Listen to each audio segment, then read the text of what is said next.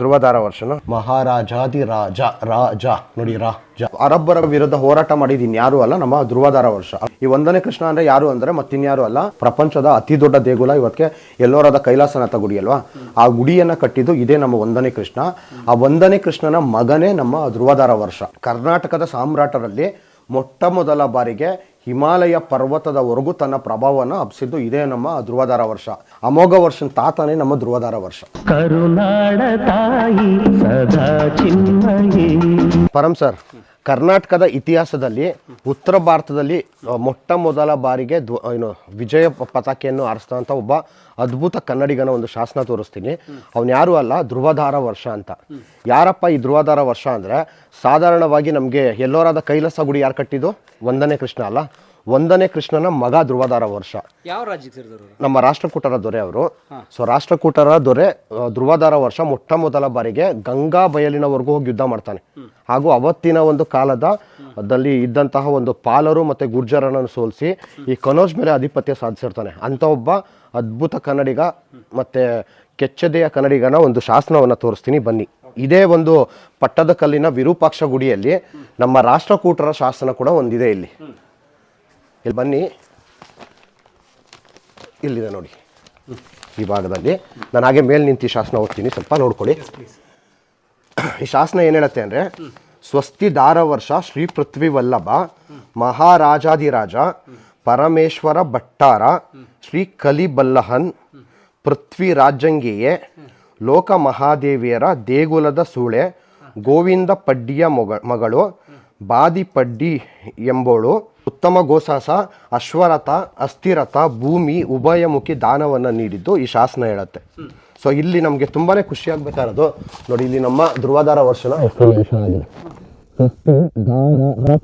ನಿಮ್ಮಲ್ಲಿ ಮೇಲೆ ಹತ್ಬಿಡ ನಾನು ದಾರ ರಾ ಕಾಣಿಸ್ತದೆ, ದಾರ ವರ್ಷ ಅಂತ ಇಲ್ಲಿ ಮೆನ್ಷನ್ ಆಗಿದೆ. ಸ್ವಸ್ತಿ ಧಾರ ವರ್ಷ ಅಂತ ಧ್ರುವಧಾರ ವರ್ಷನ ಹೆಸರು. ಅದಾದ್ಮೇಲಿಂದ ಶ್ರೀ ಕಾಣಿಸ್ತದೆ ನೋಡಿ, ಇಲ್ಲಿ ಶ್ರೀ ಪೃಥ್ವಿ ವಲ್ಲಭ ಮಹಾರಾಜಾದಿ ರಾಜ ರಾಜ ನೋಡಿ ರಾಜ ಕಾಣಿಸ್ತಾ ಇದೆ. ಇನ್ನು ಈ ಸ್ಥಳದಲ್ಲಿ ಬಂದು ರಾಷ್ಟ್ರಕೂಟರ ಪ್ರಖ್ಯಾತ ದೊರೆ ಧ್ರುವಧಾರ ವರ್ಷನ ಒಂದು ಶಾಸನ ಯಾಕೆ ಬಂತು ಅನ್ನೋದು ಪ್ರಶ್ನೆ ಕಾಡುತ್ತಲ್ಲ. ಅದಕ್ಕೆ ಉತ್ತರ ಏನಂದ್ರೆ, ನಮ್ಮ ಕರ್ನಾಟಕದ ಒಂದು ರಾಜಕೀಯ ಇತಿಹಾಸವನ್ನು ನಾವು ಓದ್ಬೇಕಂದಾಗ ಬಾದಾಮಿ ಚಾಲುಕ್ಯರ ಒಂದು ಅವನತಿ ಆಗತ್ತಲ್ಲ, ಅಂದ್ರೆ ಎರಡನೇ ಕೀರ್ತಿವರ್ಮನ ಕಾಲದಲ್ಲಿ ಏನು ಅವನತಿ ಆಗತ್ತಲ್ಲ, ಕೊನೆಯ ರಾಜ, ಆ ಸಂದರ್ಭದಲ್ಲಿ ಅವನಿಗೆ ಮಾಂಡಲಿಕನಾಗಿದ್ದಂತಹ ನಮ್ಮ ದಂತಿದುರ್ಗ ಅಂದ್ರೆ ರಾಷ್ಟ್ರಕೂಟ ಸಾಮ್ರಾಜ್ಯದ ಸ್ಥಾಪಕ ಸ್ವತಂತ್ರ ಘೋಷಣೆ ಮಾಡಿಕೊಂಡು, ಬಾದಾಮಿ ಚಾಲುಕ್ಯರ ಸಾಮಂತ ಹೌದು, ಸ್ವತಂತ್ರ ಘೋಷಿಸಿಕೊಂಡು ಮುಂದೆ ಕರ್ನಾಟಕದ ಮತ್ತೊಂದು ಮಹಾನ್ ಸಾಮ್ರಾಜ್ಯ ಉದಯ ಆಗತ್ತೆ, ಅದೇ ನಮ್ಮ ರಾಷ್ಟ್ರಕೂಟ ಸಾಮ್ರಾಜ್ಯ. ಸೊ ಇದನ್ನು ಶುರು ಮಾಡಿದ್ದು ಯಾರು ಅಂದರೆ ದಂತಿದುರ್ಗ. ಈ ದಂತಿದುರ್ಗನ ಒಂದು ವಿಶೇಷತೆ ಏನಂದರೆ, ಈಗಾಗಲೇ ನಾನು ಎರಡನೇ ವಿಕ್ರಮಾದಿತ್ಯನ ಒಂದು ಇತಿಹಾಸ ನಾವು ನೋಡೋದಾದರೆ, ನವಸಾರಿಯಲ್ಲಿ ಆದಂತಹ ಎರಡನೇ ಅರಬ್ ಅತಿಕ್ರಮಣ 739ನೇ ಇಸ್ವಿನಲ್ಲಿ ಏನು ಪ್ರಪಂಚದ ಅತಿ ದೊಡ್ಡ ಇಸ್ಲಾಮಿಕ್ ಸಾಮ್ರಾಜ್ಯ ಆಗಿದ್ದಂಥ ಉಮಾಯುದ್ ಖಲೀಫತ್ ಏನಿತ್ತಲ್ಲ, ಆ ಸಾಮ್ರಾಜ್ಯವನ್ನು ಹಿಮ್ಮೆಟ್ಟಿಸ್ಬೇಕಂದಾಗ ಎರಡು ವ್ಯಕ್ತಿಗಳು ಪ್ರಮುಖರಾಗಿರ್ತಾರೆ. ಅದರಲ್ಲಿ ಒಬ್ಬರು ಯಾರು ಅಂದರೆ, ಗುಜರಾತ್ನಲ್ಲಿ ಏನು ನಮ್ಮ ಚಾಲುಕ್ಯ ಮನೆತನದ ಬ್ರಾಂಚ್ ಇರುತ್ತಲ್ಲ, ಅಥವಾ ನವಸಾರಿಯ ಒಂದು ಚಾಲುಕ್ಯರು ಅಂತ ನಾವೇನು ಕರಿತೀವಲ್ಲ, ಅಲ್ಲಿ ಒಬ್ಬ ಪುಲಕೇಶಿ ಅಂತ ಇರ್ತಾನೆ. ಅವನಿಗೆ ಮುಂದೆ ಬಂದು ಅರಬ್ಬರನ್ನು ಹಿಮ್ಮೆಟ್ಟಿಸೋದಕ್ಕೆ ಎರಡನೇ ವಿಕ್ರಮಾದಿತ್ಯ ಅವನಿಗೆ ಬಂದು ಏನು ಅವನಿ ಜನಾಶ್ರಯ ಪುಲಕೇಶಿ ಅಂತಾನೆ ಬಿರುದನ್ನು ಕೊಡ್ತಾನೆ. ಅವನ ಜೊತೆಗೆ ನಮ್ಮ ರಾಷ್ಟ್ರಕೂಟರ ದೊರೆ ಒಬ್ಬ ಯುದ್ಧ ಮಾಡಿದ ಯಾರು ಅಂದರೆ ದಂತಿದುರ್ಗ. ಅವನೇ ನಮ್ಮ ರಾಷ್ಟ್ರಕೂಟ ವಂಶದ ಸ್ಥಾಪಕ ಕೂಡ. ಬಟ್ ಆಗ ಸಪೋರ್ಟ್ ಮಾಡಿದಾಗ ದಂತಿದುರ್ಗ ಇನ್ನು ದೊರೆ ಅಲ್ಲ, ಇವರು ಸಾಮಂತ. ಹೌದು, ಸಾಮಂತ. ಆಮೇಲೆ ಅವನು ಸ್ವತಂತ್ರ ಘೋಷಣೆ ಮಾಡಿಕೊಂಡು ನಿಧಾನಕ್ಕೆ ಬಾದಾಮಿ ಚಾಲುಕ್ಯರ ಸಾಮ್ರಾಜ್ಯದ್ದು ಒಂದೊಂದೇ ಭಾಗನ ಗೆತ್ಕೊಂಡು ಬರ್ತಾನೆ. ಆದರೆ ಏನಂದ್ರೆ ದಂತಿದುರ್ಗ ಹೆಚ್ಚಿನ ವರ್ಷ ಬದುಕಲ್ಲ. ಹಾಗಾಗಿ ಏನಾಗುತ್ತೆ ಅಂದರೆ, ಅವ್ನು ಚಿಕ್ಕಪ್ಪ ಇರ್ತಾನೆ ಒಂದನೇ ಕೃಷ್ಣ ಅಂತ. ಒಂದನೇ ಕೃಷ್ಣನಿಗೆ ಆಡಳಿತ ಹೋಗುತ್ತೆ ನೆಕ್ಸ್ಟು. ಈ ಒಂದನೇ ಕೃಷ್ಣ ಅಂದರೆ ಯಾರು ಅಂದರೆ ಮತ್ತಿನ್ಯಾರು ಅಲ್ಲ, ಪ್ರಪಂಚದ ಅತಿ ದೊಡ್ಡ ಏಕಶಿಲಾ ಏನು ದೇಗುಲ ಅಂತ ನಾವು ಕರಿತೀವಲ್ಲ, ಒಂದೇ ಬಂಡಿನಲ್ಲಿ ಕೊರೆದು ನಿರ್ಮಿಸುವಂತಹ ಪ್ರಪಂಚದ ಅತಿ ದೊಡ್ಡ ದೇಗುಲ ಇವತ್ತಿಗೆ ಎಲ್ಲೋರಾದ ಕೈಲಾಸನಾಥ ಗುಡಿ ಅಲ್ವಾ, ಆ ಗುಡಿಯನ್ನು ಕಟ್ಟಿದ್ದು ಇದೇ ನಮ್ಮ ಒಂದನೇ ಕೃಷ್ಣ. ಆ ಒಂದನೇ ಕೃಷ್ಣನ ಮಗನೇ ನಮ್ಮ ಧ್ರುವಧಾರ ವರ್ಷ. ಎಲ್ಲೋರ ಗುಹಾಂತರ ದೇವಾಲಯ ಕಟ್ಟಿದ ಒಂದನೇ ಕೃಷ್ಣನ ಮಗ ಧ್ರುವಧಾರ ವರ್ಷ. ಹೌದು, ನಮ್ಮ ರಾಷ್ಟ್ರಕೂಟರ ಪ್ರಮುಖ ದೊರೆ. ಹೌದು. ಅದರಲ್ಲಿ ನಮ್ಮ ಧ್ರುವಧಾರ ವರ್ಷನ ಒಂದು ಸಾಧನೆ ಏನು ಅಂದರೆ, ಭಾರತದ ಮಟ್ಟಿಗೆ ನಾವೇನಾದ್ರು ನೋಡಿದ್ರೆ, ಇವಾಗ ನೀವು ಮೌರ್ಯ ಸಾಮ್ರಾಜ್ಯ ನೋಡ್ಬೋದು. ನೀವು ಮೌರ್ಯ ಸಾಮ್ರಾಜ್ಯ ನೋಡಿದ್ರೆ, ಅಶೋಕನ ಒಂದು ಮೌರ್ಯ ಸಾಮ್ರಾಜ್ಯ ಅಥವಾ ಅವರ ತಾತ ಆಗಿದ್ದಂಥ ಚಂದ್ರಗುಪ್ತ ಮೌರ್ಯ ನೋಡಿದ್ರೆ, ಅವ್ರು ಇವತ್ತಿನ ಒಂದು ಭಾರತವನ್ನು ನೀವು ಲೆಕ್ಕ ಹಾಕಿ ನೋಡಿದ್ರೆ, ಅವರು ಕರ್ನಾಟಕದ ಒಂದು ಅರ್ಧ ಭಾಗ ಅಂದರೆ ಒಂದು ಚಿತ್ರದುರ್ಗನೂ ಬಂದಿರ್ತಾರೆ, ಕರೆಕ್ಟ್ ಅಲ್ಲ, ಅಲ್ಲಿವರೆಗೂ ಅವ್ರ ಶಾಸನ ಸಿಗುತ್ತೆ. ಅಲ್ಲಿವರೆಗೂ ಅವರು ಇದು ಏನಂತಾರೆ ನೇರವಾದ ಆಡಳಿತ ಅಂತ ಇತ್ತು ಅಂತ ಹೇಳ್ಬೋದು. ಆದರೆ ತಮಿಳ್ನಾಡಿಗೆಲ್ಲ ವ್ಯಾಪ್ಸಲ್ಲ. ಅಂದರೆ ದಕ್ಷಿಣ ಕರ್ನಾಟಕದ ಪೂರ್ತಿ ಭಾಗ ಮತ್ತು ತಮಿಳ್ನಾಡು ಕೇರಳ ಅವನ್ನೆಲ್ಲ ವ್ಯಾಪ್ಸಿರಲ್ಲ. ರಾಷ್ಟ್ರಕೂಟರದ ಒಂದು ಅದರಲ್ಲೂ ಕೂಡ ನಮ್ಮ ಧ್ರುವಧಾರ ವರ್ಷನ ಒಂದು ಸಾಧನೆ ಏನಂದರೆ ಮೊಟ್ಟ ಮೊದಲ ಬಾರಿಗೆ ಗಂಗಾ ಭೂಮಿವರೆಗೂ, ಗಂಗಾ ನದಿ ಇದೆಯಲ್ಲ ಅಲ್ಲಿವರೆಗೂ ಹೋಗಿ ಯುದ್ಧ ಮಾಡಿರ್ತಾನೆ. ಯುದ್ಧ ಮಾಡೋದ್ರ ಜೊತೆಗೆ ಹಿಮಾಲಯದಿಂದ ಬಂದು ಮಲಬಾರಿನವರೆಗೂ ಬಂದು ಇವನ ರಣಕಹಳೆ ಕೇಳಿಸ್ತಾ ಇತ್ತು. ಮತ್ತು ರಾಮೇಶ್ವರದಲ್ಲೂ ಕೂಡ ಇವನು ಪ್ರಭಾವ ಇತ್ತು ಅನ್ನೋದ್ರ ಬಗ್ಗೆ ಶಾಸನಗಳು ದಾಖಲಾತಿಯಾಗಿದೆ. ಅಂದರೆ ಕರ್ನಾಟಕದ ಸಾಮ್ರಾಟರಲ್ಲಿ ಮೊಟ್ಟ ಮೊದಲ ಬಾರಿಗೆ ಹಿಮಾಲಯ ಪರ್ವತದವರೆಗೂ ತನ್ನ ಪ್ರಭಾವವನ್ನು ಹಬ್ಸಿದ್ದು ಇದೇ ನಮ್ಮ ಧ್ರುವಧಾರ ವರ್ಷ. ಇವನ ಕಾಲದಲ್ಲಿ ಏನಾಗುತ್ತೆ ಅಂದರೆ ಅವತ್ತಿನ ಕಾಲಕ್ಕೆ ಭಾರತದಲ್ಲಿ 3 ಮಹಾನ್ ಸಾಮ್ರಾಜ್ಯಗಳಿರುತ್ತೆ. ಒಂದು ಗುರ್ಜರ ಪ್ರತಿಹಾರರು ಅಂತ, ಅವರು ಗುಜರಾತ್ ಭಾಗದಲ್ಲಿರ್ತಾರೆ. ಮತ್ತೊಂದು ಪಾಲರು ಅಂತ, ಆ ಪಾಲರು ಬಂದು ಬಂಗಾಳದಲ್ಲಿರ್ತಾರೆ. ಇವನ ಸಂದರ್ಭದಲ್ಲಿ ಏನಾಗುತ್ತೆ ಅಂದರೆ ಈಗ ಹರ್ಷವರ್ಧನ ಇದ್ದಿದ್ದು ಕನೌಜ್ ಅನ್ನೋ ಒಂದು ಜಾಗದಲ್ಲಿ, ಅವನ ಕ್ಯಾಪಿಟಲ್ಲು. ಅಲ್ಲಿ ಇಂದ್ರಾಯುಧ ಅನ್ನೋನು ಆಡಳಿತ ಮಾಡ್ತಿರ್ತಾರೆ. ಆ ಸಂದರ್ಭದಲ್ಲಿ ಈ ಕನೌಜ್ನ ಒಂದು ಸಿರಿವಂತಿಕೆ ಇತ್ತಲ್ಲ ಅದ್ರ ಮೇಲೆಗೆ 3 ಜನರದ್ದು ಕಣ್ಣಿರುತ್ತೆ. ಹಾಗಾಗಿ ಪರಸ್ಪರ ಒಂದು ಏನಂದರೆ ಹೋರಾಟಗಳು ನಡೀತಾ ಇರುತ್ತೆ. ಅದನ್ನು ಇತಿಹಾಸಕಾರರು ಟ್ರೈಪಾರ್ಟೈಟ್ ಸ್ಟ್ರಗಲ್ ಅಂತ ಕರೀತಾರೆ. ಅಂದರೆ ತ್ರಿಪಕ್ಷೀಯ ಹೋರಾಟ ಅಂತ. ಈ ಒಂದು ಭೂಮಿ ಕನೌಜ್ ಅನ್ನೋದು ಒಂದು ಸ್ಥಳ, ಆ ಸ್ಥಳವನ್ನು ಆಕ್ಯುಪೈ ಮಾಡ್ಕೊಳ್ಳೋಕ್ಕೆ ಅಂತ ಒಂದು ಕಡೆ ಗುರ್ಜರ ಪ್ರತಿಹಾರರು, ರಾಷ್ಟ್ರಕೂಟರು, ಪಾಲರು ಯುದ್ಧ ಮಾಡ್ತಿರ್ತಾರೆ. ಈ ಸಂದರ್ಭದಲ್ಲಿ ನಮ್ಮ ಧ್ರುವಧಾರ ವರ್ಷ ಎಂಥ ಒಂದು ಅದ್ಭುತವಾದ ಸಾಧನೆಯನ್ನು ಮಾಡಿದ್ದಾನೆ ಅಂದರೆ ಗುರ್ಜರ ಪ್ರತಿಹಾರರು ಮೊದಲನೇದಾಗಿ ಕನೌಜ್ನ ಆಕ್ಯುಪೈ ಮಾಡ್ಕೋತಾರೆ. ಆಕ್ಯುಪೈ ಮಾಡ್ಕೊಂಡಿದ್ದ ತಕ್ಷಣ ಧ್ರುವಧಾರ ವರ್ಷ ಹೋಗಿ ಮೊದಲು ಗುರ್ಜರ ಪ್ರತಿಹಾರನ ಸೋಲಿಸಿ ಡೈರೆಕ್ಟಾಗಿ ಕನೌಜ್ಗೆ ಹೋಗ್ತಾನೆ. ಕನೌಜ್ ಹೋಗಿ ಇಂದ್ರಾಯುಧನ ಸೋಲಿಸ್ತಾನೆ. ಅಲ್ಲಿ ಕಪಾಕಾಣಿಕ ಪಡ್ಕೋತಾನೆ. ಅದಾದಮೇಲೆ ಡೈರೆಕ್ಟಾಗಿ ಅಲ್ಲಿ ಹೋಗಿದ್ನಲ್ಲ ಬಂಗಾಳ ಪಕ್ಕದಲ್ಲೇ ಇರುತ್ತೆ, ಬಂಗಾಳಕ್ಕೆ ಹೊರಟೋಗ್ತಾನೆ. ಬಂಗಾಳದಲ್ಲಿ ಅವತ್ತಿಗೆ ಧರ್ಮಪಾಲ ಅಂತ ಒಬ್ಬ ರೂಲ್ ಮಾಡ್ತಿರ್ತಾನೆ. ಧರ್ಮಪಾಲನನ್ನು ಸೋಲಿಸ್ಬಿಡ್ತಾನೆ. ಅಂದರೆ ಇಡೀ ಅಖಂಡ ಆ ಭೂಪ್ರದೇಶ ಇದೆಯಲ್ಲ, ಇವಾಗ ಗುಜರಾತ್ನಿಂದ ಹಿಡಿದು ನಿಮಗೆ ಬಂಗಾಳದವರೆಗೂ ಅಲ್ಲಿವರೆಗಿನ ಫುಲ್ಲು ಪ್ರದೇಶದಲ್ಲಿರೋ ಎಲ್ಲರನ್ನೂ ಸೋಲಿಸ್ಬಿಡ್ತಾನೆ. ಇನ್ನು ದಕ್ಷಿಣದ ಭಾಗದಕ್ಕೆ ಲೆಕ್ಕ ಹಾಕಿದ್ರೆ ಅವತ್ತಿಗೆ ವೆಂಗಿ ಮಂಡಲ ಅಂತ ನಾವೇನು ಶೋ ಇದೆಯಲ್ಲ, ಈಗ ಚಾಲುಕ್ಯರ ವೆಂಗಿ ಮಂಡಲ ಅಂದರೆ ನಮ್ಮ ಕುಬ್ಜ ವಿಷ್ಣುವರ್ಧನ, ಪುಲಕೇಶಿಯ ತಮ್ಮ ಆಗಿದ್ದಂಥ ಕುಬ್ಜ ವಿಷ್ಣುವರ್ಧನ ಏನು ವೆಂಗಿನಲ್ಲಿ ಸಾಮ್ರಾಜ್ಯ ಶುರು ಮಾಡಿರ್ತಾನಲ್ಲ, ಹಾಗೆ ಅದು ಮುಂದಕ್ಕೆ ಇಂಡಿಪೆಂಡೆಂಟ್ ಆಗಿ ಒಂದು ರಾಜ್ಯವಾಗಿ ಡೆವಲಪ್ ಆಗುತ್ತೆ ಮುಂದಕ್ಕೆ. ಆಂಧ್ರದ ಕರಾವಳಿ ಭಾಗ ಇದೆಯಾ ಆ ಭಾಗ. ಸೊ ಅಲ್ಲಿ ಬಂದೇನಂದರೆ 10ನೇ ವಿಷ್ಣುವರ್ಧನ ಅಂತ ಒಬ್ಬ ಇರ್ತಾನೆ, ಅವನ್ನ ಹೋಗಿ ಸೋಲಿಸ್ತಾನೆ. ಆಮೇಲೆ ಗಂಗರನ್ನು ಸೋಲಿಸ್ತಾನೆ. ಪಲ್ಲವರಲ್ಲಿ ಆ ಸಂದರ್ಭದಲ್ಲಿ ನಂದಿವರ್ಮ ಅಂತ ಒಬ್ಬ ರಾಜ ಇರ್ತಾನೆ, ನಂದಿವರ್ಮನ್ನು ಸೋಲಿಸ್ತಾನೆ. ಹೀಗೆ ಹೇಳಿ ಧ್ರುವಧಾರ ವರ್ಷನ ಸಾಧನೆ ಅಂತದ್ದು ಇರ್ಬೋದು ಅಂತ ಇಡೀ ಭಾರತದ ಎಲ್ಲರನ್ನೂ ಸೋಲಿಸ್ಬಿಟ್ಟಿದ್ದಾನೆ. ಭಾರತದ ಎಲ್ಲರೂ ಪುಲಕೇಶಿಯ ಸಾಧನೆ ಏನು ಅಂದರೆ ಅವತ್ತಿಗೆ ಅವನಿಗೆ ಪ್ರತಿಸ್ಪರ್ಧಿ ಆಗಿದ್ದು ಹರ್ಷವರ್ಧನ ಇಡೀ ಉತ್ತರ ಭಾರತದ ಪತೇಶ್ವರ ಅಂತಲೇ ಕರೆಸ್ಕೊಂಡಿದ್ದ, ಅವನ್ನ ಸೋಲಿಸಿರೋದು. ಈ ಸಂದರ್ಭಕ್ಕೆ ಬಂದರೆ ಉತ್ತರ ಭಾರತದಲ್ಲಿ 2 ಶಕ್ತಿಗಳಿರುತ್ತೆ, ಒಂದು ಗುರ್ಜರ ಪ್ರತಿಹಾರರು, ಇನ್ನೊಂದು ಪಾಲರು. ಇಷ್ಟು ಜನನೂ ಸೋಲ್ಸ್ಕೊಂಡ್ಬರ್ತಾನೆ. ಅಂಥ ಒಂದು ದಿಗ್ವಿಜಯ ದಂಡಯಾತ್ರೆನ ಮಾಡಿದಂಥ ಅದ್ಭುತವಾದ ವ್ಯಕ್ತಿತ್ವ. ಕನ್ನಡಿಗರ ಒಂದು ಆ ವೀರತ್ವದ ಇತಿಹಾಸ ಕೇಳ್ತಾರೆ ಮೈ ಜುಮ್ ಅನ್ನತ್ತೆ. ಸೊ ಧ್ರುವಧಾರ ವರ್ಷ ಅಂತ. ಈತನ ಮಗನೇ ಬಂದು ಮುಮ್ಮಡಿ ಗೋವಿಂದ. ಈ 3ನೇ ಗೋವಿಂದನ ಒಂದು ಸಾಧನೆಗಳನ್ನು ನಾವು ನೋಡೋದಾದ್ರೆ ಅವನ ಸಾಧನೆಗಳು ಆಲ್ಮೋಸ್ಟ್ ನಿಮಗೆ ಹಿಮಾಲಯದಿಂದ ಬಂದು ಕನ್ಯಾಕುಮಾರಿವರೆಗೂ ಅಲ್ಲದೆ ಶ್ರೀಲಂಕಾದ ಅರಸರು ತಾವೇ ಬಂದು ಶರಣಾಗತಿ ಒಪ್ಕೊಂಡಿರ್ತಾರಂತೆ. ಅಷ್ಟು ಭಯ ಇಡಿಸ್ಬಿಟ್ಟಿರ್ತಾನೆ ಇಡೀ ಭಾರತಕ್ಕೆ. ಅಂಥ ಒಂದು ಏನಂತಾರೆ ಅಷ್ಟೊಂದು ಶಕ್ತಿಶಾಲಿ ಅರಸ ನಮ್ಮ 3ನೇ ಗೋವಿಂದ. ಈ 3ನೇ ಗೋವಿಂದನ ಮಗನೇ ಅಮೋಘ ವರ್ಷ. ಹೌದು, ಕನ್ನಡದ ಮೊದಲ ಕೃತಿ ಕವಿರಾಜ ಮಾರ್ಗವನ್ನು ಬರ್ಸದ್ನಲ್ಲ ಅಮೋಘ ವರ್ಷ ಅವರು. ಅಂದರೆ ಅಮೋಘ ವರ್ಷ ತಾತನೇ ನಮ್ಮ ಹೌದು ಶ್ರೀ ವಿಜಯ ಆಸ್ಥಾನ ಏನು ಆಸ್ಥಾನದ ಕವಿ ಶ್ರೀ ವಿಜಯ ಬರ್ದ್ನಲ್ಲ ಕವಿರಾಜ ಮಾರ್ಗ, ಅದನ್ನು ಬರ್ಸಿದ ನಮ್ಮ ಅಮೋಘ ವರ್ಷ ಅಲ್ಲ, ಅಮೋಘ ವರ್ಷನ ತಾತನೇ ನಮ್ಮ ಧ್ರುವಧಾರ ವರ್ಷ. ಅಂತ ಒಂದು ಅದ್ಭುತ ಕನ್ನಡದ ಮೊಟ್ಟ ಮೊದಲ ಕೃತಿ ದೊರಕಿರುವ ಕೃತಿ 10ನೇ ಶತಮಾನದ ಕವಿರಾಜ ಮಾರ್ಗ ಏನಿದೆಯಲ್ಲ, ಕವಿರಾಜ ಮಾರ್ಗದ ಕರ್ತೃ ಶ್ರೀ ವಿಜಯನ ಅರಸ ಅಮೋಘವರ್ಷ ನೃಪತುಂಗ, ಅಮೋಘವರ್ಷ ನೃಪತುಂಗನ ತಾತ ಧ್ರುವಧಾರ ವರ್ಷ. ಫ್ರಮ್ ಹಿಮಾಲಯ ಟು ಕನ್ಯಾಕುಮಾರಿ ಇಡೀ ದೇಶ ನಂದು ಅಂತ ಗೆದ್ದಂತ ರಾಜ. ಕನ್ನಡಿಗರ ಇತಿಹಾಸ ನಾನು ಅದಕ್ಕೆ ನಾನು ಹೇಳ್ಬೇಕಂದಾಗ ಅದ್ಯಾವುದೋ ಲಾರ್ಡ್ ಆಫ್ ಲಿಂಗ ಏನದು ಹೇಳೋದು ಗೇಮ್ ಆಫ್ ಥ್ರೋನ್ಸ್. ಅದಕ್ಕೆ ಕರ್ನಾಟಕದ ಇತಿಹಾಸ ನೋಡಿದ್ರೆ ಗೇಮ್ ಆಫ್ ಥ್ರೋನ್ ಇದೆಯಲ್ಲ ಅದು ಕಾಲ್ಪನಿಕ ಅಲ್ಲ, ಕರ್ನಾಟಕದ ಇತಿಹಾಸದಲ್ಲಿ ಗೇಮ್ ಆಫ್ ಥ್ರೋನ್ ಇದೆ. ಒಬ್ಬೊಬ್ಬ ರಾಜ್ಯದ ಇತಿಹಾಸ ನೀವು ತಗೊಂಡ್ರೆ ನಿಜವಾದ ಗೇಮ್ ಆಫ್ ಥ್ರೋನ್ನ ನೋಡೋಕೆ ಸಾಧ್ಯ ಆಗೋದಿಲ್ಲ ಒಂದೇ ಕಡೆ. ಇಡೀ ಭಾರತವನ್ನು ಇಷ್ಟೊಂದು ಗೆದ್ದಂಥವ್ರು ಭಾರತದ ಇತಿಹಾಸದಲ್ಲಿ ಬೇರೆ ಯಾವ ಭಾಷಿಕರು ಇಲ್ಲ. ಕೆಲವು ಸುಳ್ಳು ಇತಿಹಾಸಗಳನ್ನು ಹೇಳ್ಕೊಂಡು ಕೆಲವು ಭಾಷಿಕರು ಎಲ್ಲ ಕಡೆ ಪ್ರಚಾರ ಮಾಡ್ಕೊಂಡು ಹೋಗ್ತಾರೆ, ನಾವೇ ಗ್ರೇಟು. ಇಂಥ ಅಚೀವ್ಮೆಂಟ್ನ ತೋರಿಸ್ಬಿಡ್ಲಿ ನೋಡೋಣ. ಇಡೀ ಭಾರತಕ್ಕೆ ತೋರಿಸ್ಲಿ ಅಲ್ವಾ? ಅದು ಮಾತ್ರ ಕನ್ನಡದವರೇ ಮಾಡಿರೋಂಥದ್ದು. ಹಾಗಾಗಿ ಕನ್ನಡಿಗರು ನಮ್ಮ ಇತಿಹಾಸವನ್ನು ಮುನ್ನೆಲೆಗೆ ತರೋದಕ್ಕೆ ಏನೇನು ಪ್ರಯತ್ನ ಆಗುತ್ತೋ ಎಲ್ಲನೂ ಪ್ರಯತ್ನ ಮಾಡಬೇಕು. ಕನ್ನಡಿಗರೇ ದಯವಿಟ್ಟು ನಿಮಗೆ ಕೈ ಮುಗಿದು ಕೇಳ್ತೀನಿ, ಒಗ್ಗಟ್ಟಾಗಿ. ಸರ್, ರಾಷ್ಟ್ರಕೂಟರಿಗೆ ಬರೋದಾಯ್ತು ಅಂದ್ರೆ ಈಗ ಇವರಲ್ಲಿ ಬಾದಾಮಿ ಚಾಲುಕ್ಯರಲ್ಲಿ 11 ಜನ ಅರಸರು, ರಾಷ್ಟ್ರಕೂಟರಲ್ಲಿ ಎಷ್ಟು ಜನ ಅರಸರು? ಎರಡನೇ ಕೃಷ್ಣನ ಕಡೆಯಿಂದ ಸ್ವಲ್ಪ ಡೌನ್ಫಾಲ್ ಆಗಕ್ಕೆ ಸ್ಟಾರ್ಟ್ ಆಗುತ್ತೆ, ಸ್ವಲ್ಪ ಸೋಲ್ಗಳಾಗತ್ತೆ ಯುದ್ಧಗಳು. ಅದಾದ್ಮೇಲೆ ಇಂದ್ರ ಅಂತ ಬರ್ತಾನೆ. ಇಂದ್ರ ಅಂತ ಬಂದಾಗ ಒಂದ್ಸಲಿ ಅಪ್ಪಾಗತ್ತೆ ಮತ್ತೆ. ಆಮೇಲೆ ಮತ್ತೆ ಒಂದಷ್ಟು ಜನ ಅಮೋಘ ವರ್ಷ, ಎರಡನೇ ಅಮೋಘ ವರ್ಷ ಅಂತೆಲ್ಲ ಬರ್ತಾರೆ, ಅವಾಗ ಮತ್ತೆ ಡೌನ್ ಆಗುತ್ತೆ. ಲಾಸ್ಟಲ್ಲಿ ಬಂದು ಮೂರನೇ ಕನ್ನಡ ದೇವ ಅಂತ ಬರ್ತಾನೆ, ಅವಾಗ ಮತ್ತೆ ಅಪ್ಪಾಗ್ಬಿಡುತ್ತೆ ಅದು. ಇವ್ರದ್ರಲ್ಲಿ ಏನಂದ್ರೆ ನಮ್ಮ ಬಾದಾಮಿ ಚಾಲುಕ್ಯರಲ್ಲೂ ಪುಲಕೇಶಿದ 13 ವರ್ಷ ಬಿಟ್ಟರೆ ಯಾವತ್ತೂ ಡೌನ್ಫಾಲೇ ಆಗಿಲ್ಲ ಅದು. ಅಂದರೆ ಇಲ್ಲ, ಎರಡನೇ ಕೀರ್ತಿವರ್ಮನ ಸಂದರ್ಭದಲ್ಲಿ ಕಂಪ್ಲೀಟಾಗಿ ನಿರ್ನಾಮ ಆಗ್ಬಿಟ್ಟಿದೆ ಸಾಮ್ರಾಜ್ಯನೇ. ರಾಷ್ಟ್ರಕೂಟರಲ್ಲಿ ಸ್ಟಾರ್ಟಿಂಗ್ ಇದವರೆಲ್ಲ ತುಂಬ ಸ್ಟ್ರಾಂಗ್ ಆಗಿರ್ತಾರೆ. ಆಮೇಲೆ ಹೋಗ್ತಾ ಹಿಂಗೆ ಗ್ರಾಫ್ ಹಿಂಗೆ ಆಡೋಕ್ಕೆ ಸ್ಟಾರ್ಟ್ ಆಗುತ್ತೆ. ಒಬ್ಬ ಗೆಲ್ಲೋದು ಸೋಲೋದು ಆಗ್ತಾ ಇರುತ್ತೆ. ಬಟ್ ತುಂಬ ದೊಡ್ಡ ಭೂ ಪ್ರದೇಶ ನಮ್ಮದಾಗಿರ್ತಾಗುತ್ತೆ. ಇವ್ರದ್ದು 230 ವರ್ಷ ಬರುತ್ತೆ, 240 ವರ್ಷ ಬರುತ್ತೆ. ಕನ್ಸಿಸ್ಟೆಂಟಾಗಿ ಕರ್ನಾಟಕವನ್ನು ಆಡಳಿತ ಮಾಡಿದ ಯಾವುದೇ ರಾಜಮನೆತನಗಳ ಲೆಕ್ಕ ಹಾಕಿದ್ರೆ ನಿಮಗೆ ಕರ್ನಾಟಕ ಅಂತಾನಲ್ಲ, ಓವರಾಲ್ ಇವತ್ತು ಭಾರತ ಚಿತ್ರಣವೂ ಅದೇ ಥರ ಇರ್ತಾನೆ. ಅಂದರೆ ನಾನೇನು ಹೇಳಕ್ಕೆ ಕೊಟ್ಟಿದ್ದೀನಿ ಅಂದರೆ, ಒಂದು ರಾಜಕೀಯ ವ್ಯವಸ್ಥೆ ಯಾವುದಿದೆಯೋ ಅದು ಪ್ರಪಂಚದ ಇತಿಹಾಸದಲ್ಲಿ ನೋಡಿದ್ರು ಅಷ್ಟೇ 200-250 ವರ್ಷಕ್ಕೆ ಬದಲಾವಣೆ ಆಗೋದು ಕಾಣಿಸುತ್ತೆ. ಆ್ಯಕ್ಚುಲಿ ಬೇರೆ ಭಾಗಗಳೆಲ್ಲ ನೋಡ್ತಾ ಇದ್ರೆ ನಮ್ದು ಇದರಲ್ಲೂ ಅದೇ. ಇವಾಗ ನೋಡಿ, ಕದಂಬರು ವಂಶ ನೋಡಿ 200 ವರ್ಷ ಬರುತ್ತೆ, 200-250 ಒಳಗಡೆ ಬರುತ್ತೆ. ಬಾದಾಮಿ ಚಾಲುಕ್ಯರೋದು ರಾಷ್ಟ್ರಕೂಟ ಮಧ್ಯದ್ದು ಅಷ್ಟೇ ಡಿಫ್ರೆನ್ಸ್ ಬರುತ್ತೆ. ರಾಷ್ಟ್ರಕೂಟದ್ದು ಕಲ್ಯಾಣದ ಚಾಲುಕ್ಯರು ನೋಡಿದ್ರೆ ನಿಮ್ಗೆ ಅದೇ ವ್ಯತ್ಯಾಸನೇ ಬರುತ್ತೆ. ಕಲ್ಯಾಣ ಚಾಲುಕ್ಯರದು ಮತ್ತು ಹೊಯ್ಸಳರಿಗೆ ಟ್ರಾನ್ಸ್ಫರ್ ಆಗುತ್ತಲ್ಲ, ಆ ಸಂದರ್ಭನೂ ನಿಮ್ಗೆ 250 ವರ್ಷ ಬರುತ್ತೆ.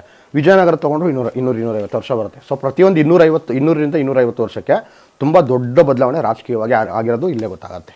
ಮತ್ತು ಈ ರಾಷ್ಟ್ರಕೂಟರ ಸಾಮ್ರಾಜ್ಯ ಅಂತ್ಯ ಆಗಿದೆ ಈಗ ಅಂತ್ಯ ಆಗಿದ್ದು ಕೊನೆಯದಾಗಿ ಒಬ್ಬ ಪ್ರಸಿದ್ಧ ದೊರೆ ಬರ್ತಾನೆ, 3ನೇ ಕನ್ನಡ ದೇವ ಅಂತ.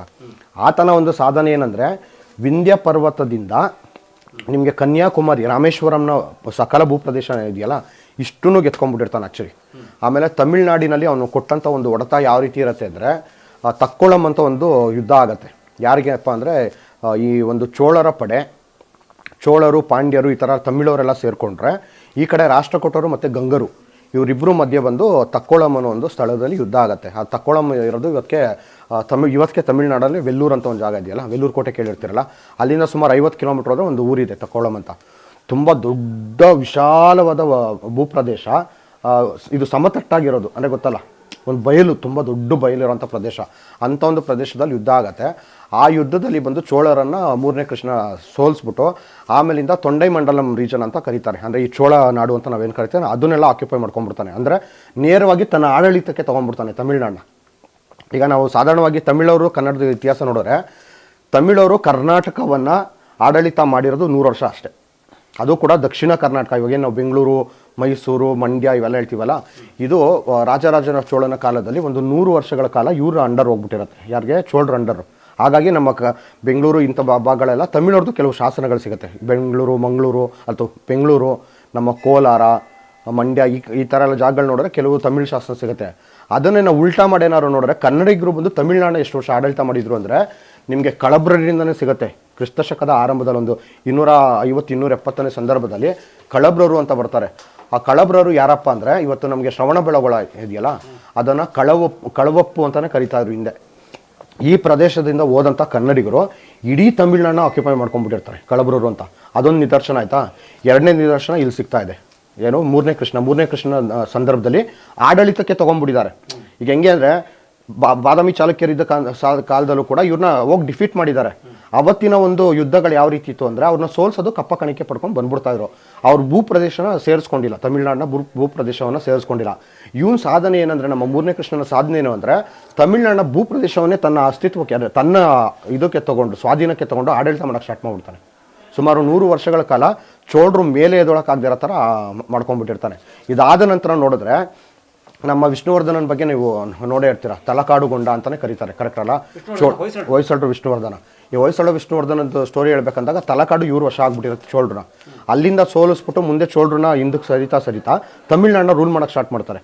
ಈಗ ನಮ್ಮ 3ನೇ ವೀರಬಲ್ಲಾಳನ ಕಾಲದಲ್ಲಿ ನೋಡಿದ್ರೆ, ತಮಿಳ್ನಾಡನ್ನ ಈ ತಿರುವಣ್ಣಾಮಲೈ ಈ ಭಾಗಗಳೆಲ್ಲ ಇದೆಯಲ್ಲ, ಅದು ಉಪರಾಜಧಾನಿ ಹೊಯ್ಸಳರಿಗೆ. ನಮ್ಗೆ ಹೇಗೆ ದೋರ ಸಮುದ್ರ ಅಥವಾ ಹಳೆಬೀಡು ಅಂತ ನಾವು ಹೇಳ್ತೀವಲ್ಲ, ಅದು ರಾಜಧಾನಿ ಆಗಿದ್ರೆ ಉಪರಾಜಧಾನಿ ಅಲ್ಲಿರುತ್ತೆ ತಮಿಳ್ನಾಡಲ್ಲಿ. ಇದಾದ ನಂತರ ನೋಡಿದ್ರೆ ಕರ್ನಾಟಕ ಸಾಮ್ರಾಜ್ಯ ಇಡೀ ತಮಿಳ್ನಾಡನ್ನ ಆಡಳಿತ ಮಾಡುತ್ತೆ. ಅಂದರೆ ತಮಿಳರು ಬರೀ 100 ವರ್ಷಗಳ ಕಾಲ ಕನ್ನಡಿಗರನ್ನ ಆಡಳಿತ ಮಾಡಿರೋದು. ಕೆಲವು ಭೂಪ್ರದೇಶ ಕನ್ನಡದವರು ದೊಡ್ಡ ಇತಿಹಾಸ ಇದೆ ತಮಿಳುನಾಡನ್ನ ಆಡಳಿತ ಮಾಡಿದ್ದು. ರಾಷ್ಟ್ರಕೂಟರ ಅಂತ್ಯ ಹೇಗಾಯ್ತು ಅಂತ ಹೇಳ್ತೀವಿ? ರಾಷ್ಟ್ರಕೂಟರ ಅಂತ್ಯ ಹೇಗೆ ಅಂದರೆ, ಈಗ 3ನೇ ಕೃಷ್ಣನ ನಂತರ ಬಂದು ಮತ್ತಿಬ್ಬರು ಅರಸರು ಬರ್ತಾರೆ, ಕೊಟ್ಟಿಗ ಮತ್ತು ಕರ್ಕ ಅಂತ. ಈ ಕೊಟ್ಟಿಗ ಅಂದರೆ ಈಗ ನೀವು ಅದೇ ಪೊನ್ನಿಯಿನ್ ಸೆಲ್ವನ್ ಮೂವಿನಲ್ಲಿ ಅಕಸ್ಮಾತ್ ನೋಡಿದರೆ ಚೋಳರು ಬಂದು ಕೊಟ್ಟಿಗನನ್ನು ಅರೆಸ್ಟ್ ಮಾಡೋ ರೀತಿಯನ್ನೇನೋ ತೋರಿಸ್ತಾರೆ. ಆ ಥರ ಸೀನೆಲ್ಲ ಆಗಿಲ್ಲ. ಕೊಟ್ಟಿಗ ದೇವನ ನಂತರ ಬಂದು ಇನ್ನೊಬ್ಬ ಬರ್ತಾನೆ ಕರ್ಕ ಅಂತ. ಕರ್ಕನ ಸಂದರ್ಭದಲ್ಲಿ ಏನಾಗುತ್ತೆ ಅಂದರೆ, ನಮ್ಮ ಕಲ್ಯಾಣದ ಚಾಲುಕ್ಯರ ಸಾಮ್ರಾಜ್ಯದ ಸ್ಥಾಪಕ ಅಂತ ಇರ್ತಾನಲ್ಲ ಇಮ್ಮಡಿ ತೈಲಪ ಸ್ಟ್ರಾಂಗ್ ಆಗಿ ಆ ಸಂದರ್ಭದಲ್ಲಿ ಉತ್ತರ ಭಾರತದಲ್ಲಿ ಪಾರಮಾರರು ಅಂತ ಇರ್ತಾರೆ. ಪಾರಮಾರರು ಸಿಯಾಕ ಮತ್ತು ಈ ಕರ್ಕ ಇವ್ರಿಗೆಲ್ಲ ತುಂಬ ಯುದ್ಧ ನಡೀತಾ ಇರುತ್ತೆ. ಯಾವುದೋ ಒಂದು ಸಂದರ್ಭದಲ್ಲಿ ಏನು ಮಾಡ್ತಾರೆ ಅಂದರೆ, ಪಾರಮಾರವ್ರು ಬಂದು ಇವರು ವೀಕ್ ಆಗಿರೋ ರಾಷ್ಟ್ರಕೂಟರು ವೀಕ್ ಆಗಿರೋ ಸಂದರ್ಭ ನೋಡಿಕೊಂಡು ಮಾನ್ಯಕೆಟ್ಟದ ಮೇಲೆ ದಾಳಿ ಮಾಡಿಬಿಡ್ತಾರೆ. ಯಾವಾಗ ಮಾನ್ಯಕೆಟ್ಟದ ಮೇಲೆ ದಾಳಿ ಮಾಡಿಬಿಟ್ಟು ಅವ್ರೇನು ಅಲ್ಲಿರಲ್ಲ, ಹೊರಟೋಗ್ತಾರೆ. ಇದು ವೀಕ್ ಆಗೋಗ್ಬಿಡುತ್ತಲ್ಲ, ಮಾನ್ಯಕೆಟ್ಟ ವೀಕ್ ಆಯಿತು, ರಾಷ್ಟ್ರಕೂಟರು ವೀಕ್ ಆಗಿರೋದು ಗೊತ್ತಾಗಿ 2ನೇ ತೈಲಪ್ಪ ಇಂಡಿಪೆಂಡೆನ್ಸ್ ಘೋಷಣೆ ಮಾಡಿಬಿಟ್ಟು ಆಮೇಲಿಂದ ರಾಷ್ಟ್ರಕೂಟ ಸಾಮ್ರಾಜ್ಯನ ತನ್ನದು ಮಾಡ್ಕೊತಾರೆ. ತೈಲಪ್ಪ ಆ ರೀತಿ ಕಲ್ಯಾಣ ಚಾಲುಕ್ಯರ ದೊರೆ. ಆ ರೀತಿ ನಮ್ಗೆ ಇನ್ನೊಂದು ಏನಂದರೆ, ಕರ್ನಾಟಕದ ಇತಿಹಾಸದಲ್ಲಿ ಬಾದಾಮಿ ಚಾಲುಕ್ಯರು ಹೋದರು, ಮತ್ತೊಂದು ಮಹಾ ಸಾಮ್ರಾಜ್ಯ ಬಂತು ರಾಷ್ಟ್ರಕೂಟರದು. ರಾಷ್ಟ್ರಕೂಟರು ಹೋದರು, ರಾಷ್ಟ್ರಕೂಟರ ನಂತರ ಮತ್ತೊಂದು ಮಹಾ ಸಾಮ್ರಾಜ್ಯ ಬಂತು ಕಲ್ಯಾಣದ ಚಾಲುಕ್ಯರು. ಅಂದರೆ ನಮ್ಮನ್ನು ನಾವೇನೇ ರೂಲ್ ಮಾಡ್ಕೊಂಡಿದ್ದೀವಿ, ಏನೇ ಆದ್ರೂ ನಮ್ಮನ್ನು ನಾವೇ ರೂಲ್ ಮಾಡ್ಕೊಂಡಿದ್ದು ಕೂಡ ಈ ಒಂದು ಇತಿಹಾಸದಲ್ಲಿ ನಮ್ಗೆ ಗೊತ್ತಾಗುತ್ತೆ. ಆ ಥರ ಮೆರೆದಂತಹ ರಾಷ್ಟ್ರಕೂಟರ ದೊರೆ ಧ್ರುವದಾರ ವರ್ಷದ ಶಾಸನ ಅದು. ಹೌದು. ಗಂಗಾ ನದಿ ಬಯಲು, ಎಲ್ಲಿ ಹಿಮಾಲಯ, ಗಂಗೋತ್ರಿ, ಋಷಿಕೇಶ್, ಕೇದಾರ್. ಈಗಲೂ ನೀವು ಕೇದಾರ್ ಅಂದಿದ ತಕ್ಷಣ ನೆನಪಾಯ್ತು. ಈಗಲೂ ನಿಮಗೆ ಉತ್ತರ ಭಾರತದಲ್ಲಿ ಕೇದಾರು ಅಲ್ಲೆಲ್ಲ ಹೋದ್ರೆ ಕನ್ನಡದ ಪುರೋಹಿತರು ಪೂಜೆ ಮಾಡೋದು ಅದು ಗೊತ್ತಿದೆಯಲ್ಲ. ಶೃಂಗೇರಿ ಪೀಠಕ್ಕೆ ಸಂಬಂಧಪಟ್ಟಿವರು ಆಗಿರ್ತಾರೆ. ನೀವು ಈ ಪರಂಪರೆ ಇರಬೇಕಾ? ಈ ಪರಂಪರೆ ಹೌದು. ಈ ಒಂದು ಸಂದರ್ಭದಲ್ಲಿ ನಾವು ಏನು ರಾಷ್ಟ್ರಕೂಟ ಸಂದರ್ಭದಲ್ಲಿ ಹುಟ್ಟಾಕಿರೋ ಒಂದು ಪರಂಪರೆ ಇದೆಯಲ್ಲ, ಅದ್ರ ಮುಂದುವರಿಕೆ ನೋಡಿದ್ರೆ ಕಲ್ಯಾಣ ಚಾಲುಕ್ಯರ ಕಾಲದಲ್ಲಿ ನೆಕ್ಸ್ಟು ನಾವು ನಮ್ಮ 6ನೇ ವಿಕ್ರಮಾದಿತ್ಯ ಬಂದು ನೇಪಾಳ ಮತ್ತು ಇದನ್ನ ಏನಂತಾರೆ ಕಲ್ಯಾಣ ಚಾಲುಕ್ಯರ ದೊರೆ 6ನೇ ವಿಕ್ರಮಾದಿತ್ಯ. ಅವನ ಸಂದರ್ಭದಲ್ಲಿ ಈ ನೇಪಾಳ, ಬಿಹಾರ್ ಈ ಭಾಗ ಎಲ್ಲ ಗೆದ್ಕೋತಾರೆ. ಮತ್ತು ಅಸ್ಸಾಂ ಅಂದರೆ ಗೊತ್ತಲ್ಲ ಇವಾಗ, ಆ ಭಾಗ ಎಲ್ಲ ಗೆದ್ಕೊಂಡಿದ್ದ ಕುರುಹಾಗಿ ಇವತ್ತಿಗೂ ನೀವೇನಾದರೂ ಅಕಸ್ಮಾತ್ ನೇಪಾಳಕ್ಕೆ ಹೋದರೆ, ನೇಪಾಳದ ಪ್ರಸಿದ್ಧವಾದ ದೇಗುಲ ಯಾವುದಪ್ಪ ಅಂದರೆ ಅದು ಪಶುಪತಿನಾಥ ಗುಡಿ. ಆ ಪಶುಪತಿನಾಥ ಗುಡಿನಲ್ಲಿ ಕಳೆದ 800 ವರ್ಷಗಳಿಂದ ಈಗಲೂ ಪೂಜೆ ಮಾಡ್ತಿರೋದು ಕನ್ನಡದವರು. ಇದು ನಮ್ಮ ಇತಿಹಾಸ. ಏನು ಲಿಂಕ್ ಇರ್ಬೋದು ಅದು? ಅದೇನಾಗಿದೆ ಅಂದರೆ, ಹಿಂದೆ ಕರ್ನಾಟಕದಲ್ಲಿ ಏನೇ ಮಾಡಿದ್ರು, ಇವಾಗ ಹಿಂಗೆ ಅಮೇರಿಕಾನೆಲ್ಲ ಮಾಡಿದ್ರೆ ನಾವು ತೊಗೋತೀವಲ್ಲ, ಅಮೇರಿಕಾ ಸುಪೀರಿಯರ್ ಅವ್ರು ಏನೇ ಮಾಡ್ತಾ ಇದ್ರು ಬೇರೆ ದೇಶಗಳು ಅದನ್ನು ತೊಗೊಳುತ್ತೆ, ಫಾಲೋ ಮಾಡ್ತಾ ಇರುತ್ತೆ. ಎಲ್ಲಿ ಸ್ಟ್ರೆಂತ್ ಇರುತ್ತೋ ಅವ್ರನ್ನ ಬೇರೆಯವರು ಅನುಕರಣೆ ಮಾಡ್ತಾರೆ. ಕರೆಕ್ಟಾ? ಈಗ ನಮ್ಮ ಇದ್ರದ್ದೇ ನೋಡಿದ್ರೆ 6ನೇ ವಿಕ್ರಮಾದಿತ್ಯನ ಬಗ್ಗೆ ಬರೆದಿರೋಂಥ ಒಂದು ಪುಸ್ತಕ ಯಾವುದೋ ವಿಕ್ರಮಾಂಕ ಚರಿತೆನಲ್ಲಿ ಅವರು ನಮ್ಮ ಕರ್ನಾಟಕದ ಫ್ಯಾಷನ್ ಏನು ಅನ್ನೋದನ್ನು ಕಾಶ್ಮೀರದಲ್ಲಿ ಫಾಲೋ ಮಾಡ್ತಿದ್ರಂತೆ. ಕರ್ನಾಟಕದ ಕಾಯಿನ್ಸ್ಗಳು ಯಾವ ಥರ ಬರ್ತಿದೆ ಅನ್ನೋದು ಕಾಶ್ಮೀರನಲ್ಲಿ ಫಾಲೋ ಮಾಡ್ತಿದ್ರಂತೆ. ಅದೇ ಥರ ನೀವು ವಚನ ಸಾಹಿತ್ಯದನ್ನು ನೀವು ನೋಡ್ಬೋದು. ವಚನ ಸಾಹಿತ್ಯದಲ್ಲಿ ಇದೊಂದು ವರ್ಡ್ನ ನಾನು ಆಮೇಲೆ ಹಾಕ್ತೀನಿ. ವಚನ ಸಾಹಿತ್ಯದ ನಾವು ನೋಡಿದ್ರೆ ನಮ್ಮ ಬಸವಣ್ಣವ್ರು ಏನಿಲ್ಲ ವಚನ ಸಾಹಿತ್ಯ ಅಂತ ಬರೆಯೋಕ್ಕೆ ಸ್ಟಾರ್ಟ್ ಮಾಡ್ತಾರೋ, ಇದರಿಂದ ಪ್ರೇರೇಪಿತನಾದಂತಹ ಆಫ್ಘಾನಿಸ್ತಾನದಿಂದ ಒಬ್ಬ ವ್ಯಕ್ತಿ ಇಲ್ಲಿಗೆ ಬರ್ತಾನೆ. ಇಲ್ಲಿಗೆ ಬಂದು ಇಲ್ಲಿ ಕನ್ನಡ ಕಲಿತು ವಚನಗಳನ್ನ ಬರೆಯೋಕ್ಕೆ ಸ್ಟಾರ್ಟ್ ಮಾಡ್ತಾನೆ. ಅಂದರೆ ಕರ್ನಾಟಕದ ಈ ಮಣ್ಣಿನಲ್ಲಿ ಏನಾದರೂ ಕೆಲಸ ಆಗ್ತಿದ್ರೆ ಅದು ಇಡೀ ಜಗತ್ತು ನೋಡ್ತಾ ಇತ್ತು ಅಂತ.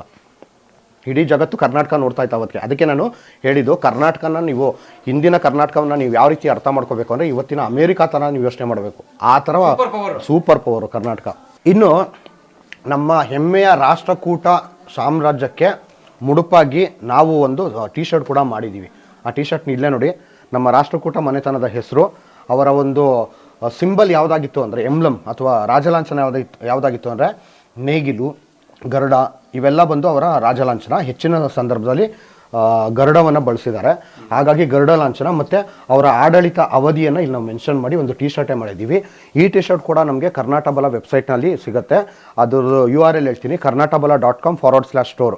ಇಲ್ಲಿಗೆ ಬಂದರೆ ನೀವು ಕರ್ನಾಟಕದ ಎಲ್ಲ ರಾಜಮನೆತನಗಳ ರಾಜಲಾಂಛನಗಳನ್ನು ಇರುವಂಥ ಟಿ ಶರ್ಟ್ಗಳು ಕೂಡ ಇದೆ. ಮತ್ತು ಕರ್ನಾಟಕದ ಇತಿಹಾಸ, ಸಂಸ್ಕೃತಿ, ವಾಸ್ತುಶಿಲ್ಪ, ಕರ್ನಾಟಕದ ಸಾಹಿತ್ಯ ಮತ್ತು ಹೋರಾಟ, ಸಿನಿಮಾ ರಂಗ, ಹೀಗೆ ಹಲವು ವಲಯಗಳಿಗೆ ಮುಡುಪಾಗಿರುವಂಥ ಸಾಕಷ್ಟು ಟಿ ಶರ್ಟ್ ಡಿಸೈನ್ಗಳನ್ನ ಕೂಡ ಮಾಡಿದ್ದೀವಿ.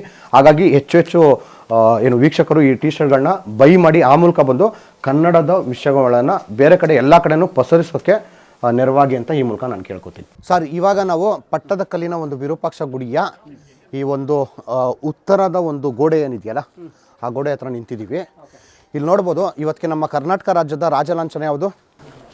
ಗಂಡಬೇರುಂಡ ಅಲ್ಲ, ಗಂಡಬೇರುಂಡ ಲಾಂಛನವನ್ನು ನಮ್ಮ ಕರ್ನಾಟಕ ರಾಜ್ಯ ಸರ್ಕಾರ ತಗೊಂಡಿದ್ದು ನಮ್ಮ ಮೈಸೂರು ಒಡೆಯರ ಸಾಮ್ರಾಜ್ಯದಿಂದ ಅಂತ ನಾವು ಅಂದ್ಕೊಂಡಿದ್ದೀವಿ. ಅದು ಕರೆಕ್ಟು ಕೂಡ ಹೌದು. ಹಾಗೆ ಈ ಒಂದು ಗಂಡಬೇರುಂಡ ಅನ್ನೋದು ಅದ್ಯಾವುದು ಇವತ್ತಿಂದ ಬಂದಿರೋದಲ್ಲ, ಅದು ಬಾದಾಮಿ ಚಾಲುಕ್ಯರ ಕಾಲದಿಂದಲೇ ಗಂಡಬೇರುಂಡ ಬಳಕೆನಲ್ಲಿತ್ತು ಅನ್ನೋದಕ್ಕೆ ನೋಡಿ ಇಲ್ಲೊಂದು ಸಾಕ್ಷಿ ಇದೆ. ಹಾಂ, ಇದು ಗಂಡಬೇರುಂಡ.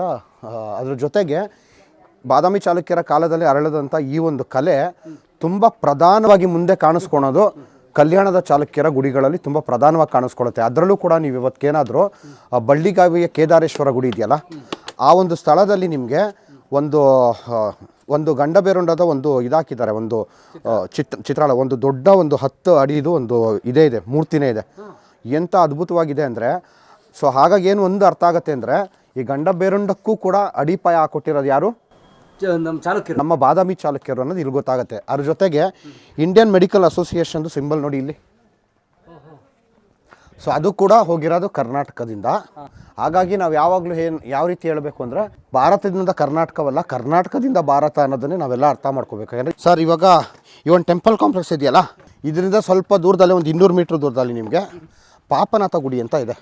ಈ ಪಾಪನಾಥ ಗುಡಿ ಕಟ್ಟಿದ್ದು ನಮ್ಮ ಬಾದಾಮಿ ಚಾಲುಕ್ಯರ ಕೊನೆಯ ದೊರೆ 2ನೇ ಕೀರ್ತಿವರ್ಮನ ಕಾಲದಲ್ಲಿ ಕಟ್ಟಿದ್ದು ಅಂತ ಹೇಳ್ತಾರೆ. ಅಲ್ಲದೆ ಇದು ಪೂರ್ತಿ ಆಗಿಲ್ಲ ಅನ್ನೋದು ಕೆಲವು ಹೇಳ್ತಾರೆ. ಅಲ್ಲೋಗಿ ನೋಡೋಣ ಅದು ಯಾಕೆ ಅದನ್ನು ಹೇಳ್ತಾರೆ ಅಂದರೆ, ಆಗಿನ ಕಾಲದಲ್ಲಿ ಹೇಳಿದ್ದಲ್ಲ, ಈ 2ನೇ ಕೀರ್ತಿವರ್ಮನ ಕಾಲದಲ್ಲಿ ಬಂದು ನಮ್ಮ ರಾಷ್ಟ್ರಕೂಟರ ದೊರೆ ದಂತಿದುರ್ಗ ಸ್ವತಂತ್ರವನ್ನು ಘೋಷಣೆ ಮಾಡ್ಕೊಂಡಿದ್ದ ಕಾರಣ ಬಂದು ಈ ಒಂದು ಅಂದರೆ ಆಗ ಒಂದು ರಾಜಕೀಯ ಇದಿತ್ತಲ್ಲ, ಇನ್ಕನ್ಸಿಸ್ಟೆನ್ಸಿ ಅನ್ನೋದಿತ್ತಲ್ಲ, ಅಸ್ಥಿರತೆ ಅನ್ನೋದು, ಆ ಅಸ್ಥಿರತೆ ಇದ್ದ ಕಾರಣಕ್ಕಾಗಿ ಈ ಒಂದು ಗುಡಿ ಪೂರ್ತಿ ಆಗಿಲ್ಲ ಅನ್ನೋದು ಕೂಡ ಹೇಳ್ತಾರೆ. ಬನ್ನಿ ಆ ಗುಡಿ ಹತ್ರನೇ ಹೋಗಿ ಮಿಕ್ಕಿದಷ್ಟು ಮಾಹಿತಿಯನ್ನು ನಾನು ನಿಮ್ಗೆ ಕೊಡ್ತೀನಿ. ಈ ಒಂದು ಮುಖಮಂಟಪ ನೋಡಿ, ತುಂಬ ವಿಶಿಷ್ಟವಾದ ಮುಖಮಂಟಪ ಇದು ಕೂಡ. ನೋಡ್ಕೊಂಡು ನೀವು ಒಳಗಡೆಗೆ ಬಂದರೆ ಇಲ್ಲಿ ನೋಡಿ ಎಷ್ಟು ಸುಂದರವಾದ ಸಭಾಮಂಟಪ ಇದು ಅಲ್ಲ. ಹಾಂ, ಒಂದೊಂದು ಕಂಬಗಳು ನೋಡಿ ಎಷ್ಟು ಸೂಪರಾಗಿ ಮಾಡಿದ್ದಾರೆ ಆ್ಯಕ್ಚುಲಿ. ಮತ್ತು ನಂದಿ ನೋಡಿ, ಗ್ರಾನೈಟಲ್ಲಿ ಮಾಡಿರೋಂಥ ನಂದಿ ಇದು ಇನ್ನೂ ಎಷ್ಟು ಶೈನಿಂಗ್ ಹೊಡಿತಾ ಇದೆ. ಅದೇ ಹೇಳಿದ್ನಲ್ಲ, ಈಗ ಹಿಂದ್ಗಡೆಗೆ ಬಂದು ಇದನ್ನು ನೋಡಿದ್ರೆ ಬಲಪ್ರಯೋಗ ಆದಂತಂತೂ ಇದೆ, ಹೊಡೆದಿದ್ದಾರೆ ಇದನ್ನು. ಬಟ್ ಏನೋರು ಯಾವುದು ಶಾಸನಗಳ ದಾಖಲೆ ಇಲ್ಲ, ಯಾರು ಹೊಡೆದ್ರು ಏನು ಕತೆ ಅನ್ನೋದು ಗೊತ್ತಿಲ್ಲ. ಅದು ಇಸ್ಲಾಮಿಕ್ ಇನ್ವೇಷನ್ ಟೈಮಲ್ಲೇ ಆಗಿತ್ತಾ ಅಥವಾ ಬೇರೆಯವ್ರ ಕಾಲದಲ್ಲಿ ಆಗಿತ್ತು ಅನ್ನೋದು ನಮ್ಗೆ ಗೊತ್ತಿಲ್ಲ ಸರ್. ಅಥವಾ ಇದು ಕೊನೆಯ ದೊರೆ ಅಥವಾ ಕೊನೆಯ ಅರಸಕ್ಕೆ 2ನೇ ಕೀರ್ತಿವರ್ಮ ಕಟ್ಟಿರೋದ್ರಿಂದ ಆತನ ಈ ಯುದ್ಧ ಬಂದು ಆತ ತನ್ನ ರಾಜ್ಯವನ್ನೇ ಕಳ್ಕೊಂಡ ಕಾರಣಕ್ಕೆ ಇಲ್ಲಿ ಏನೋ ಮಾಡಿಸೋನಿದ್ದೇನೋ, ಬಹುಶಃ ಇರಬಹುದು. ಇದೇನೋ ಕೆಚ್ಚಿ ಏನೋ ಮಾಡಿಸಿದ್ದೆ, ರೌಂಡ್ ಗೀನ್ ಮಾಡೋನಿದ್ದೇನೋ. ಹೌದು, ಯಾಕಂದ್ರೆ ಅಲ್ಲಿ ವಿರೂಪಾಕ್ಷನ ಗುಡಿಲಿದೆ, ಬೇರೆ ಕಾಶ್ಮೀರ ಗುಡಿಲಿದೆ, ಎಲ್ಲ ಕಡೆ ಇದೆ. ಇವನು ಅರ್ಧಕ್ಕೆ ಬಿಟ್ಟು ಹೋಗ್ಬಿಟ್ಟಿದೆ ನೋಡಿ. ಇವನು ಆಕ್ಚುಲಿ ಹೌದು, ನಿಜ ನೋಡಿ, ಇಲ್ಲ ನೋಡಿ, ನಿಜ ನೋಡಿ ಸ್ನೇಹಿತರೆ, ಅರ್ಧ ಕೆಚ್ಚಿದ್ದಾನೆ ಆಕ್ಚುಲಿ ಅವನು. ಅಂದರೆ ಅವತ್ತಿಗೆ ಏನು ರಾಜಕೀಯ ಒಂದು ಅಸ್ಥಿರತೆ ಏನಿತ್ತೋ ಬಾದಾಮಿ ಚಾಲುಕ್ಯರ ಒಂದು ಸಾಮ್ರಾಜ್ಯಕ್ಕೆ, ಸೊ ಅದು ಇಲ್ಲಿ ಗೊತ್ತಾಗ್ತಿದೆ. ಅದ್ರ ಜೊತೆ ಸ್ವಲ್ಪ ಶುರು ಆಗಿತ್ತು, ಇಲ್ಲ ಒಂದು ಅರ್ಧಂಬರ್ಧ ಮುಗಿದಿದೆ ನೋಡಿ. ಹೌದು. ಸೊ ಈ ಎಲ್ಲವೂ ಹಿಂಗೆ ಅರಳೋಗಿದ್ವು, ಈ ಎಲ್ಲ ಕಲ್ಲುಗಳು ಆ ಥರ ಅರಳೋಗಿದ್ವು. ಹೌದು, ಖಾಲಿ ಪ್ಯಾನಲ್ ಇದೆ. ಸೊ ಹಾಗಾಗಿ ಇದನ್ನು ಒಂದು ಕಂಪ್ಲೀಟ್ ಆಗಿಲ್ದಿರೋ ಒಂದು ಗುಡಿ ಅಂತ ಕೂಡ ಹೇಳ್ತಾರೆ. ಹಾಗೆ ನೋಡಿ, ಇದು ಗರ್ಭಗುಡಿನಲ್ಲಿದ್ದೀರಾ ಈಗ. ಸೊ ಈ ಒಂದು ಪಾಣಿಪೀಠದಲ್ಲಿರುವಂತಹ ಒಂದು ಶಿವಲಿಂಗವನ್ನು ನೋಡ್ಬೋದು. ಈ ಗುಡಿ ಕಟ್ಟಿದ್ದು ಬಗ್ಗೆ ಕೂಡ ಮಾಹಿತಿ ಇದೆ ನೋಡಿ ಇಲ್ಲಿ. ಸ್ವಸ್ತಿ ಶ್ರೀ, ಈ ಶಾಸನ ಓದ್ತೀನಿ ನೋಡ್ಕೊಳ್ಳಿ. ಸ್ವಸ್ತಿ ಶ್ರೀ ಶಿಲೆ ಮುದ್ದಾರ ಮರ್ಮನ್ ಸರ್ವಸಿದ್ಧಿ ಆಚಾರ್ಯರ ಸತ್ತರ್ ರೇವಡಿ ಓವಜ್ಜರ್ ತೆಂಕಣ ದಿಸೆ ಮಾಡಿದೋರ್ ಅಂತ ಇದೆ ಇಲ್ಲಿ. ಇದು ಅಂದ್ರೆ ಇದನ್ನ ಕೆತ್ತದವ್ರು ಯಾರು ಅಂತ, ಇದನ್ನ ಕೆತ್ತದವ್ರು ಯಾರು ಅಂತ ಇದು ಏನು ಹೇಳ್ತಿದೆ ಅಂದರೆ, ತೆಂಕಣ ದಿಸೆ ಅಂದರೆ ಒಂದು ಸೆಕೆಂಡ್ ದಕ್ಷಿಣ ಭಾಗ, ಈ ಕಡೆ ಭಾಗ ಅಲ್ವಾ. ಈ ಕಡೆ ಭಾಗವನ್ನು ಕಟ್ಟಿದ್ದು ವ್ಯಕ್ತಿ ಯಾರಪ್ಪ ಅಂದರೆ ರೇವಡಿ ಓವಜ್ಜ ಅಂತ. ಈತ ಯಾರು ಅಂದರೆ ಸರ್ವಸಿದ್ಧಿ ಆಚಾರ್ಯಗಳ ಶಿಷ್ಯ ಅಂತ. ಓಕೆ. ಸೊ ಈಗಾಗಲೇ ನಾವು ಅಲ್ಲಿ ನೀವು ಇದು ನಮ್ಮ ವಿರೂಪಾಕ್ಷ ಗುಡಿನಲ್ಲಿ ನಂದಿ ಮಂಟಪದ ಮೇಲೆ ಒಂದು ಶಾಸನ ನಾನು ನಿಮ್ಗೆ ತೋರಿಸಿದ್ದೆ. ಏನು, ಸರ್ವಸಿದ್ಧಿ ಆಚಾರ್ಯರು ಬಂದು ತೆಂಕಣ ದಿಸೆನಲ್ಲಿರುವಂಥ ಗುಡಿನ ಮಾಡಿದರು ಅಂತ, ಕರೆಕ್ಟ್ ಅಲ್ಲ? ಅದೇ ಥರ ಬಂದು ಈ ದೇವಸ್ಥಾನದ್ದು ತೆಂಕಣ ದಿಸೆನಲ್ಲಿ ಇರುವಂಥ ಈ ಭಾಗ ಇದೆಯಲ್ಲ, ಇದನ್ನು ರೇವಡಿ ಓವಜ್ಜರು ನಿರ್ಮಾಣ ಮಾಡಿದರು ಅಂತ ಇಲ್ಲಿ ಶಾಸನ ಹೇಳುತ್ತೆ. ಹಾಗೆ ನೋಡಿ, ಇಲ್ಲಿ ಶಿಖರದ ರಚನೆಗಳು ನೋಡಿ, ಇಲ್ಲಿ ತುಂಬಾ ಲಿಪಿ ಇದೆ. ಆ್ಯಕ್ಚುಲಿ ನೀವು ಆ ಕಡೆ ನೋಡ್ಬಿಟ್ರೆ ಸುಮಾರು ನನಗನ್ಸೋ ಮಟ್ಟಿಗೆ ಒಂದು 50ರಿಂದ 60 ಜನ ಇದು ಶಿಲ್ಪಿಗಳ ಹೆಸರನ್ನು ಹಾಕಿದ್ದಾರೆ. ಸೊ ಹಾಗಾಗಿ ಎಲ್ಲ ಶಿಲ್ಪಿಗಳ ಹೆಸರು. ಈ ವಿಡಿಯೋ ನೋಡೋದಕ್ಕೆ ನಿಮಗೆ ತುಂಬ ಧನ್ಯವಾದ.